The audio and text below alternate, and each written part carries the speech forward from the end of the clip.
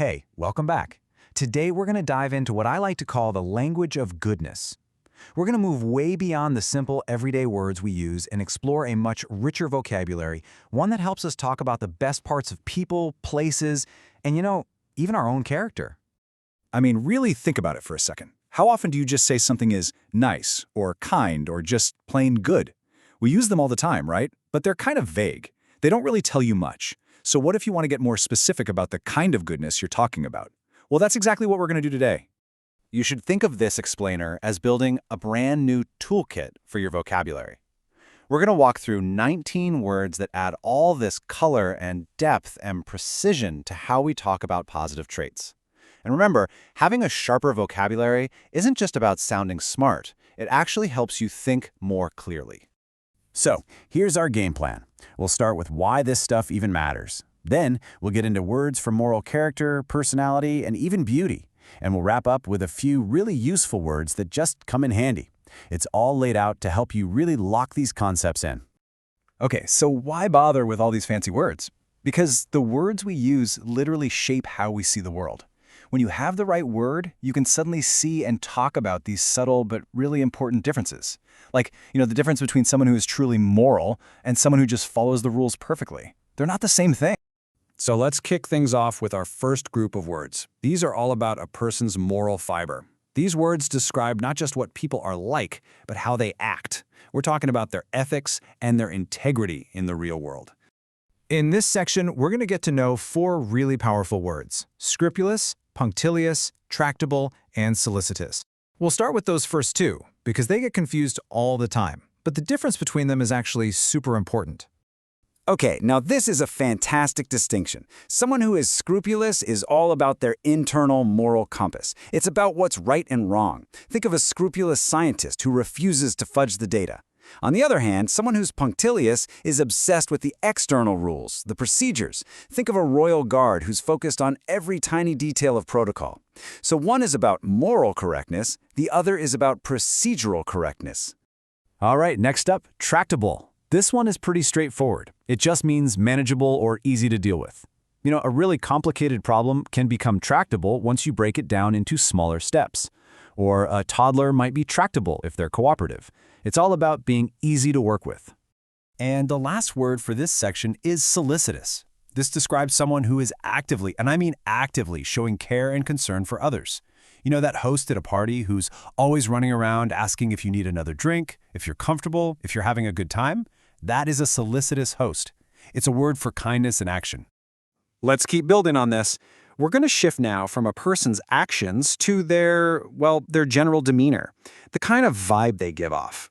These are words that describe personality and just their presence in a room. Oh, here's another great side-by-side comparison.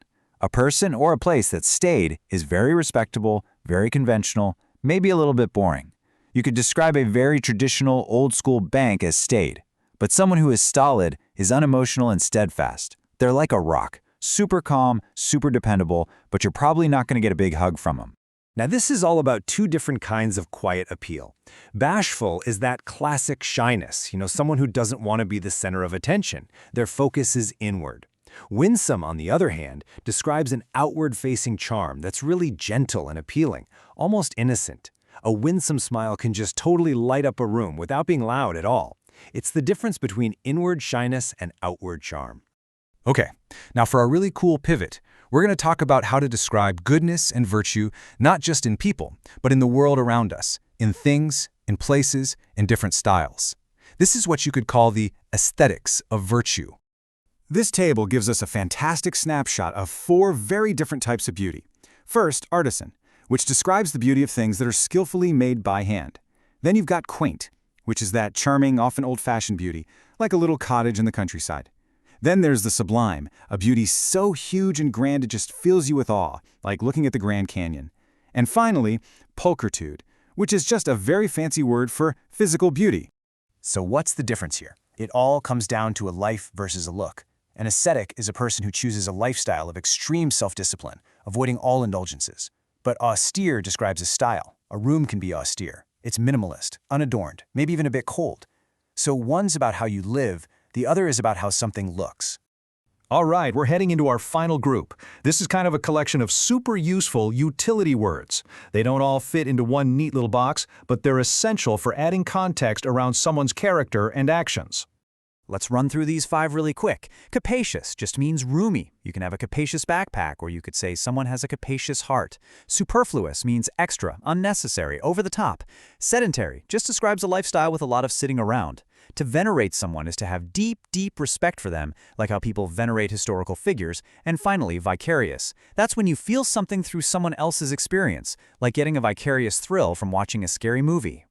And all of this brings us to the single most important point of this entire explainer.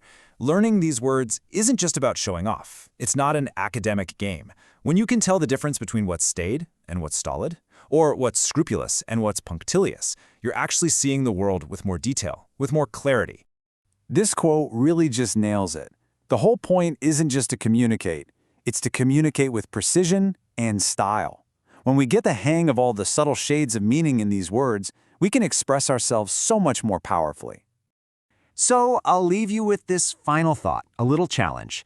This knowledge is only really useful if you put it into practice. So look back at this list and just pick 1 or 2 of these words.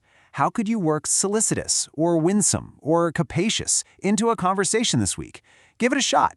Thanks so much for joining me.